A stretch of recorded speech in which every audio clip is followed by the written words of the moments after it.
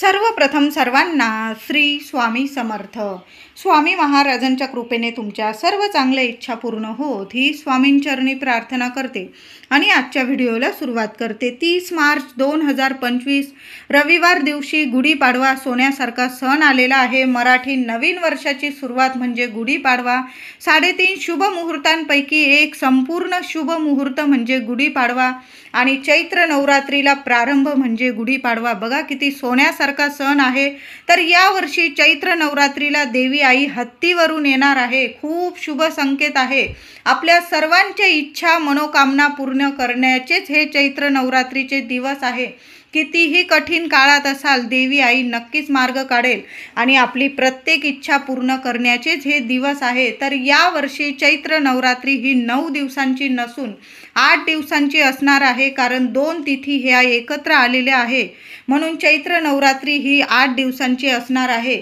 तर चैत्र नवरात्री म्हणजे गुढीपाडवा प्रतिपदा तिथी प्रारंभ होणार आहे 29 मार्च शनिवारी संध्याकाळी 4:28 ही प्रतिपदा तिथी प्रारंभ होईल आणि प्रतिपदा तिथी समाप्ती होणार आहे 30 मार्च 2025 रविवार दिवशी दुपारी 12:49 ही प्रतिपदा तिथी समाप्ती होणार आहे. बघा, आपण प्रत्येकाच्या घरात दारात गुढी उभारली जाते आणि चैत्र नवरात्रीला प्रारंभ म्हणजे आपल्या देवघरात आपण मंगल कलशाची स्थापना करतो. काही ठिकाणी देवी आईला घटी बसवलं जातं. अखंड दिवा तर आपल्या देवघरात आपण लावतच असतो. चैत्र नवरात्री अश्विन नवरात्री या दोन्ही नवरात्री आपण अगदी आनंदाने हा उत्सव साजरा करतो. आपल्या कुलदेवीच्या नावाने तिचं आपण अगदी जेवढी सेवा होईल तेवढी सेवा आपण या नवरात्रीत करत असतो. तर आपल्याला गुढी उभारायची आहे, देवी आईचा मंगल कलश भरायचा आहे, त्याचबरोबर अखंड दिवा लावायचा आहे, गोडाधोडाचा नैवेद्य दाखवायचा आहे. ते आपल्याला सर्व काही प्रतिपदा तिथीतच करायचं आहे. बघा, 30 मार्च रविवार रोजी दुपारी 12:50 ही प्रतिपदा तिथी समाप्त होणार आहे. आपल्याला जे काही शुभ कार्य करायचे आहे त्या या वेळातच करायचे आहे. म्हणून महिलांनो, पुरुष दादा असेल, या दिवशी अगदी भल्या पहाटे उठा आणि सर्व घरदार आवरून निवरून आपल्या दाराशी गुढी उभारायची आहे. ती पण 12 वाजेच्या आत. मी तर म्हणेल 9ला वगैरे 9-10 वाजताच गुढी उभारा आणि नैवेद्य वगैरे करून आवरून निवरून 12 वाजेच्या आत आपलं सर्व काही कामं आटोपली गेली पाहिजे आणि आपल्या देवघरात मंगल कलश स्थापन झालाच पाहिजे. अखंड दिवा लागला पाहिजे. तुम्ही जर घट बसवत असाल तर 12:50 या सर्व गोष्टी आपल्या झाल्याच पाहिजे. जरी सूर्योदय बघितलेली तिथी असली तरी पण 30 मार्च रविवारी दुपारी 12:50 ही तिथी समाप्त होणार आहे. म्हणून आपल्याला जे काही शुभ कार्य करणार, आपण गुढी उभारणार आहोत, मंगल कलशाची स्थापना, आपण अखंड दिवा लावणार आहोत, तुम्ही जर देवघटी बसवणार असाल, हे सर्व शुभ कार्य शुभ आपल्याला कामं 12:50 आतच करायचे आहे. घटस्थापना होईल. देवी शैलपुत्रीची आपण सेवा करू. तसं तर देवी आईचे नाव रूप फक्त वेगवेगळे. आपलं 3.5 शक्तिपीठेच आपली देवी आई आहे. प्रत्येकाची कुलस्वामिनी म्हणजेच आपली 3.5 शक्तिपीठांपैकीच म्हणजे आपली तुळजामाऊली, रेणुका माता, आई सप्तशृंगी आणि आई अंबाबाई हे 3.5 शक्तिपीठांपैकीच आपलं एक कुलदैवत असतं. त्याच देवी आईचे नाव रूप वेगवेगळे आहे. तर 31 मार्चला द्वितीय आणि तृतीय तिथी एकत्र आल्यामुळे म्हणून यावर्षी 9 दिवसांची नसून चैत्र नवरात्री ही 8 दिवसांची असणार आहे.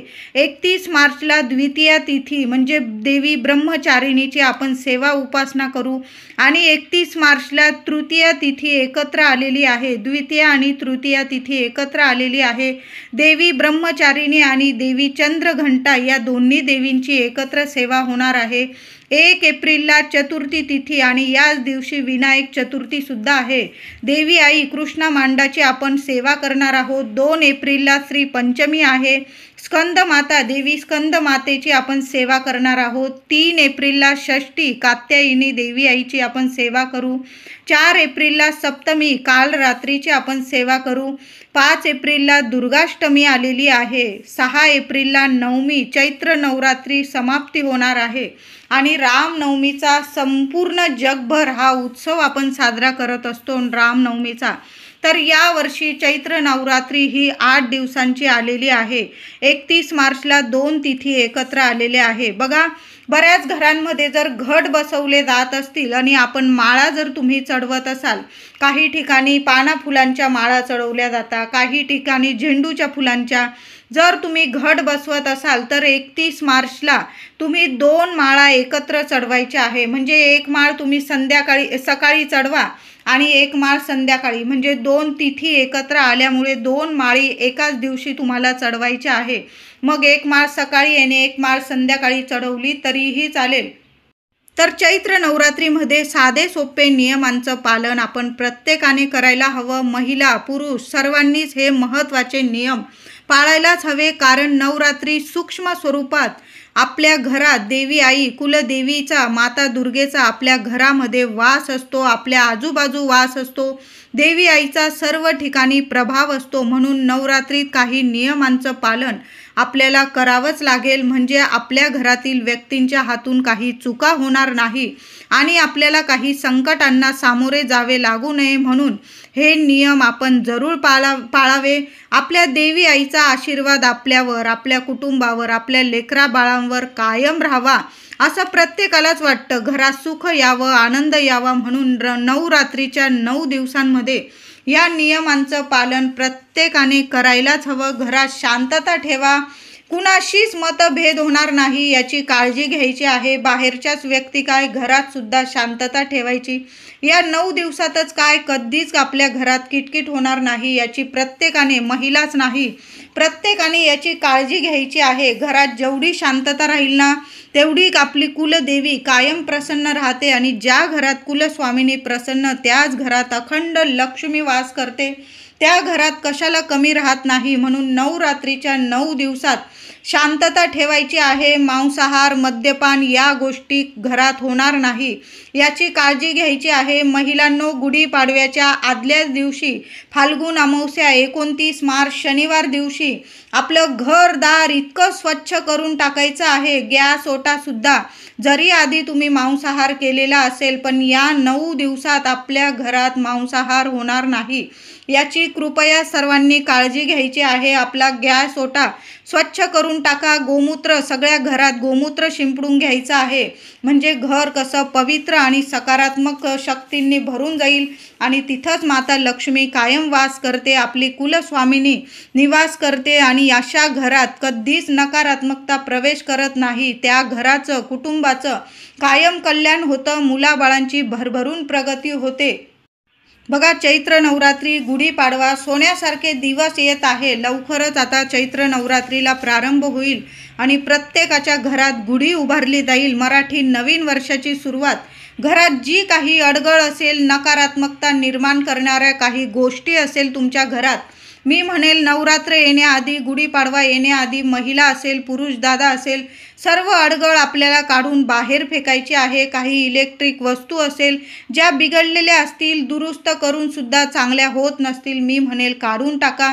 जुने कपडे असतील तुमच्या घरात कुणी वापरत नसेल आणि कुणाला देण्यालायक पण नसतील ते कपडे, सरळ तुम्ही देऊन टाका कुणाला, नाहीतर चिंदीवाल्यांना देऊन टाकले तुम्ही तरीही चालेल. पण त्याचे पाय पुसणे वगैरे, जुने कपडे झालेले असतात त्याचे कृपया पाय पुसणे वगैरे करू नका. तुम्ही एखादी चादर वगैरे फाडली, चांगली असली, चांगल्या स्वरूपात चादर वगैरे, त्याचे एक वेळेस तुम्ही पाय पुसणे बनवू शकता. पण आपला फाटलेला गाऊन असेल, फाटलेला परकर असेल, जे आपण 4 दिवसात वगैरे वापरलेले असतील, अशा गोष्टींचे पाय पुसणे अजिबात करू नका. महिलांनो, ते कपडे आपण टाकून दिले तर आपल्या घरातली नकारात्मकता लगेच निघून जाते. म्हणून या गोष्टी नक्की पाळायच्या आहे. झाडू वगैरे खराब झालेला असेल, खूप खराब झालेला असेल तर टाकून द्या आणि गुढीपाडवा येण्याच्या आत आपल्या घरात 1 किंवा 2 नवीन झाडू घेऊन या, लक्ष्मी घेऊन या. बघा, तुमच्या घरात कशाला कमी राहणार नाही. लक्ष्मी घेऊन या गुढीपाडव्याच्या आत.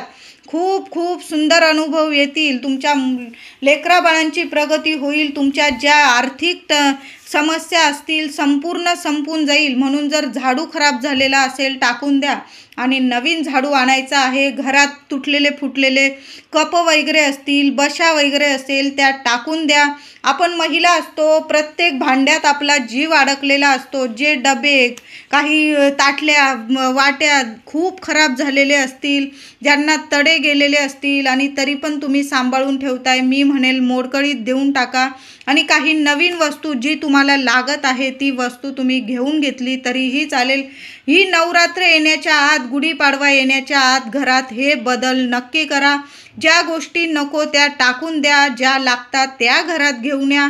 तुम्ही किराणा भरत असाल तर छान असं हळद, तेल, मीठ, तूप सगळं आपल्याला ज्या लक्ष्मीवर्धक वस्तू आहे ना त्या घरात आणायच्या आहे. आपण वेलची घरात घेऊन या, दालचिनी घरात घेऊन या. आणखीन आपल्याला लागतात ते म्हणजे आपल्याला सर्वच महिलांना सेवेसाठी लागतात त्या म्हणजे फुलाच्या चांगल्या लवंगा. म्हणून नवरात्री, गुढीपाडवा येण्याच्या आत आपल्या घरात चांगल्या फुलाच्या बघून लवंगा नक्की घेऊन या महिलांनो. चैत्र नवरात्री आहे, 9 दिवस आपल्याला लवंगांची सेवा करायची आहे. आणि आपल्याला सप्तमी, अष्टमी, पंचमी या शुभ तिथींना तर आपल्याला सेवा करायचीच आहे. तसं तर नवरात्रीचे 9 दिवस शुभच असतात, सगळेच दिवस शुभ असतात. पण ज्या महत्त्वाच्या तिथी असतात त्या दिवशी जर आपण लवंगांची सेवा केली तर खरंच सांगते आपली कुलदेवी कायम आपल्यावर प्रसन्न राहते. तिचं रक्षण कवच आपल्याला मिळतं आणि कायम आपल्या पाठीशी उभी राहते. कधीच आपल्या आजूबाजू ती संकट कधी येऊ देत नाही, स्वतःवर ती संकट घेत असते. म्हणून हे नवरात्रीचे दिवस ह्या छान अशा देवी आईला प्रसन्न करणाऱ्या वस्तू घरात घेऊन या. आणि जी घरात अडगळ आहे ती आजच बाहेर काढा. गुढीपाडवा येण्याच्या आत आपल्या घरातून सर्व अडगळ आपल्याला बाहेर काढायची आहे. जी काही जळमटं वगैरे आलेली असेल, महिलांनो घरदार इतकं स्वच्छ करून ठेवा गुढीपाडवा येण्याच्या आत, नवरात्री सुरू होण्याच्या आत, की लक्ष्मी माता धावत आली पाहिजे आणि तुमचं घर सोडून कधीच गेली नाही पाहिजे. असं आपलं घर इतकं पवित्र आणि सकारात्मक बनवायचं आहे. त्याचबरोबर आपल्याला नवरात्री येण्याच्या आत आपल्या घरात काही लक्ष्मीप्रिय, कुलदेवी प्रिय वस्तूसुद्धा आणायच्या आहे. बघा गुढीपाडवा आहे, सोन्यासारखा सण. आपण प्रत्येक महिला आपल्या देवघरात मंगल कलशाची स्थापना करत असते.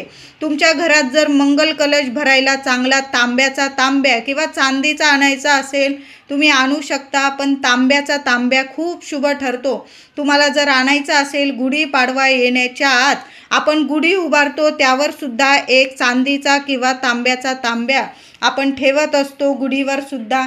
तर तुम्हाला नसेल तांब्याचा तांब्या तर तुम्ही या शुभ तिथीसाठी एक तांब्याचा तांब्या किंवा 2 तांब्याचे तांबे नक्कीच घेऊन या. खूप शुभ ठरेल. बघा घरात इतकं धनप्राप्ती होईल तुम्हाला की कशाला कमी राहणार नाही. तुमच्याकडे जर श्रीयंत्र नसेल तर या शुभ दिवसांसाठी, सेवेसाठी गुढीपाडवा येण्याआधी, चैत्र नवरात्रीला प्रारंभ होण्याआधी आपल्या घरात आपण श्रीयंत्र नक्की आणा आणि गुढीपाडव्याच्या शुभ मुहूर्तावर आपल्या देवघरात नक्की स्थापन करा. तुम्हाला दक्षिणावर्ती शंख आणायचा असेल आणि आपल्या देवघरात स्थापन करायचा असेल तर तुम्ही तो पण आणून गुढीपाडव्याच्या शुभ मुहूर्तावर आपल्या देवघरात स्थापन नक्की करा. इतका सुंदर दिवस आहे की तुम्ही कुणा ब्राह्मणाला काही विचारलं नाही ना की स्थापन करू का, त्यांच्याकडून करू का, मी स्वतः करू. तुम्ही स्वतः जरी या वस्तू आणून स्वतः जरी स्थापन केल्या ना खूप शुभ ठरतील. खूप लक्ष्मी प्रिय वस्तू आहे या. तुम्हाला जर तुमच्या मुख्य दरवाजावर माता लक्ष्मीचे पावला आणायचे असेल आणि गुढीपाडव्याच्या शुभ तिथीवर स्थापन करायचे असेल तर खूप छान दिवस आहे. गुढीपाडव्याच्या दिवशी या वस्तू नक्की घरात घेऊन या. तुम्हाला जर अखंड दिवा लावायचा असेल, तुमचा दिवा आधीचा खराब झालेला असेल, तुम्हाला बदलायचा असेल तर या गुढीपाडव्या आधीच, चैत्र नवरात्रीच्या आधीच एक अखंड दिवा लावण्यासाठी छान असा पितळाचा दिवा तुम्हाला तांब्याचा आणायचा असेल, चांदीचा आणायचा असेल, तुम्हाला जो परवडेल तो एक अखंड दिवा जर असा मोठा बघून एक दिवा नक्की घेऊन या. खूप शुभ ठरेल. आणि चैत्र नवरात्रीपासून रामनवमीपर्यंत आपल्या देवघरात एक अखंड दिवा नक्की लावा महिलांनो. त्याचबरोबर तुम्हाला कुलदेवी आईचा किंवा कुलदेवतांचा टाक आणायचे असतील, टाक आणि आपल्या देवघरात स्थापन करायचे असतील तर नवरात्री म्हणजे चैत्र नवरात्री गुढीपाडवा येण्याच्या आत तुम्ही टाक बनवून आणा आणि गुढीपाडव्याच्या शुभ मुहूर्तावर तुम्ही ब्राह्मणांकडून किंवा स्वतः जरी आपल्या देवघरात देवी आईच्या टाकाची स्थापना केली तरीही चालेल. खूप सोन्यासारखा दिवस आहे. त्याचबरोबर लक्ष्मी नारायणांचा, श्रीहरी विष्णू, माता लक्ष्मी एकत्रित फोटो आधीच आणून ठेवा आणि गुढीपाडव्याच्या शुभ मुहूर्तावर आपल्या देवघरात त्या फोटोची स्थापना नक्की करा. महिलांनो, कधी पण देवी आई उभी स्वरूपात कधी आणू नका. बैठ्या स्वरूपात देवी आईचा, लक्ष्मी मातेची तुम्हाला प्रतिमा आणायची आहे आणि लक्ष्मी नारायण एकत्रित फोटो जरूर आपल्या देवघरात असणं आवश्यक आहे. ते पण श्रीहरी विष्णूंची माता लक्ष्मी सेवा करत आहे अशी बैठ्या स्वरूपात आपल्याला प्रतिमा आणायची आहे, फोटो आणायचा आहे आणि गुढीपाडव्याच्या शुभ मुहूर्तावर आपल्या देवघरात स्थापन करायचं आहे. तुम्हाला घंटी लागत असेल म्हणजे देवी देवतांसाठी ज्या वस्तू लागत आहे तुम्हाला त्या तुम्ही गुढीपाडव्याच्या चैत्र नवरात्रीच्या आधीच आणून ठेवा. हळद असेल, कुंकू असेल, सुपारी असेल, या सर्व वस्तू लक्ष्मी, श्रीहरी विष्णू, माता लक्ष्मी प्रिय वस्तू आहे. हळकुंड, या सर्व वस्तू गुढीपाडव्याच्या आत जरूर आणा आणि या नवरात्रीत गुढीपाडव्याच्या दिवशी या वस्तूंचा वापर, उपयोग करून आपण जर सेवा केली, खरंच सांगते माता लक्ष्मीसह श्रीहरी विष्णू इतके प्रसन्न होतात की त्या घरावर कुठली शत्रुबाधा कधीच होऊ शकत नाही. त्या घरात कधीच कमी राहत नाही. सगळ्या इच्छा आपोआप पूर्ण व्हायला लागतात. आणि गुढीपाडवा सोन्यासारखा सण आहे. चैत्र नवरात्रीला प्रारंभ होत आहे. देवी आई हत्तीवरून येत आहे. तुम्ही हत्तीवरून गूळ वाटाल अशी आपल्या सर्व इच्छा आपली देवी आई खूप पूर्ण करणार आहे. असे हे सोन्यासारखे दिवस आहे. म्हणून या गोष्टी आपल्या देवघरात नक्की आणा आणि घरात नक्की आणा आणि गुढीपाडव्याच्या शुभ मुहूर्तावर आपल्या देवघरात नक्की स्थापन करा. काही नियमांचं पालन या नवरात्रीच्या दिवसात आपण करायलाच हवं. मांसाहार, मद्यपान होणार नाही. कुणाची निंदा नालस्ती या दिवसातच काय, कधीच कुणाला आपल्यामुळे त्रास होईल असं कधीच वागू नये. कुणाच्या डोळ्यात पाणी येईल आपल्यामुळे कधीच असं वागू नये. कारण एक एक पाण्याच्या डोळ्यातल्या थेंबाचा आपल्याला हिशोब एक ना एक दिवस द्यावाच लागतो. आपल्याला नाही, आपल्या लेकरा बाळांना मग भोगावं लागतं. म्हणून कधीच कुणाला त्रास होईल असं वागू नये. या 9 दिवसात तर नक्की या नियमांचं पालन करायचं आहे. या 9 दिवसात महिला असेल, पुरुष असेल, अगदी खराब झालेले कपडे असेल तर या 9 दिवसात अजिबात ते कपडे वापरू नका. धुतलेले जरी वापरले तुम्ही, पण चांगले कपडे आपल्याला घालून आपल्या देवी आईची सेवा करायची आहे. आणि गुढीपाडव्याच्या दिवशी तर आपण प्रत्येक महिला नटून ठटून आपल्या देवी आईची सेवा करतो, गुढी उभारत असतो. म्हणून या 9 दिवसात फाटलेले, तुटलेले, मळलेले कपडे अजिबात घालू नका. आणि हे कपडे घालून तर आपल्या देवी आईची सेवा करू नका. नाहीतर मग तुम्ही किती पण सेवा केली त्याचं फळ मात्र देवी आई कधीच देणार नाही. मी म्हणत नाही नवीन कोरेच कपडे घाला. धुतलेले जरी घातले ना ते स्वच्छ टापटीप असावे आणि मग आपल्या कुलदेवी आईची सेवा करायची आहे. या 9 दिवसात महिला असेल, पुरुष असेल, शारीरिक संबंध आपल्याला टाळायचे आहे. मांसाहार टाळा, मद्यपान टाळा, कुणाची निंदा नालस्ती करू नका. मग बघा देवी आई किती आपल्यावर प्रसन्न होते आणि लक्ष्मी माता आपलं घर सोडून कधीच जाणार नाही. आपली गुढीपाडव्याला, अक्षय तृतीयाला, गुरुपुष्यामृत योगावर बरेचसे लोक सोनं चांदी खरेदी करत असतात. तर करा, ज्यांना परवडतं त्यांनी सोनं चांदी नक्कीच खरेदी करायचं आहे आणि देवी आईसमोर नक्कीच पूजा करायची आहे. आता ज्यांना आपल्यासारख्या सर्वसामान्य लोकांना सोनं चांदी परवडत नाही म्हणून काय आपण सण साजरा करायचा नाही का? तर करायचा.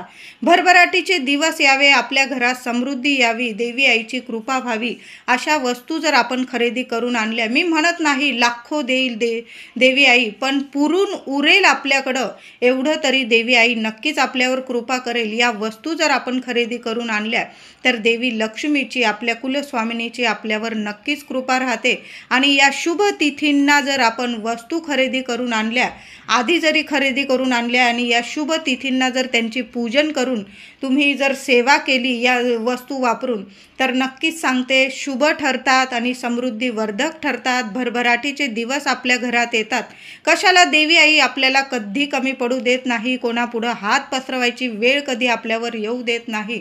म्हणून या शुभ तिथींना या वस्तू खरेदी करणं शुभच ठरतं. मी तुम्हाला बऱ्याचशा वस्तू सांगितल्या, त्यातील तुमच्याकडं ज्या वस्तू नसतील देवी देवतांसाठी त्या वस्तू नक्कीच घेऊन या.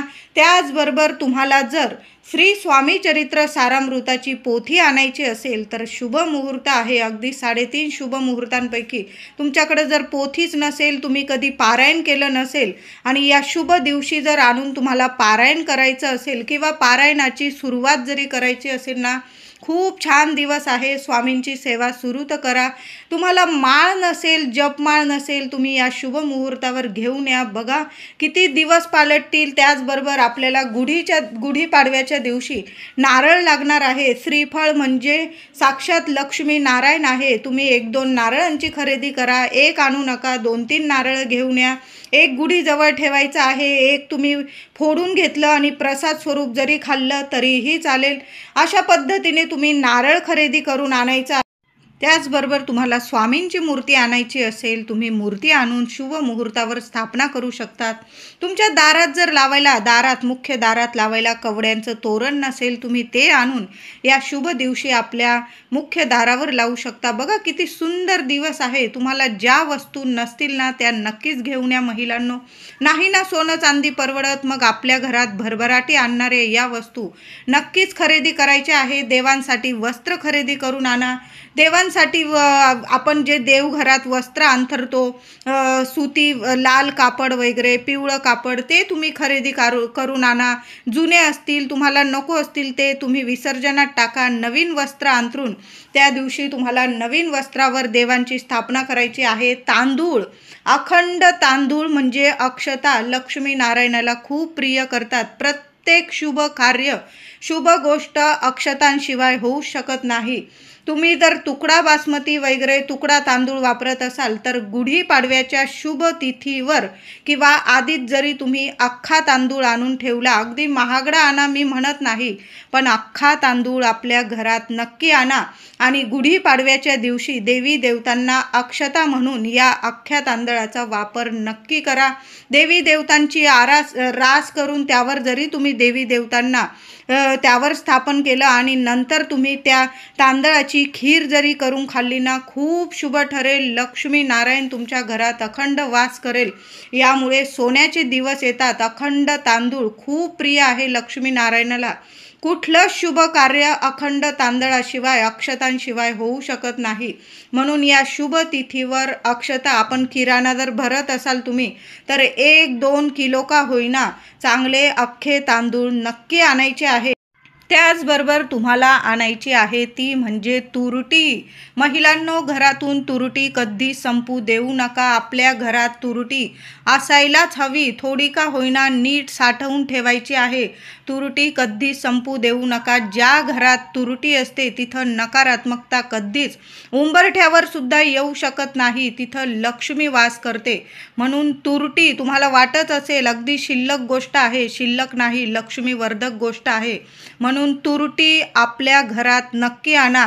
गुढीपाडव्याच्या आधीच आणून ठेवा आणि तुम्ही गुढीपाडव्याला जी फरशी पुसणार आहात त्यात तुरटी टाकून फरशी पुसायची आहे. हळद टाका, गोमूत्र टाका, गंगाजल टाका, गुलाबजल टाका आणि टाका ती म्हणजे तुरटी. मग बघा तुमच्या घरात किती सकारात्मकता येते. बघा तुमचे दिवस पालटायला वेळ लागणार नाही.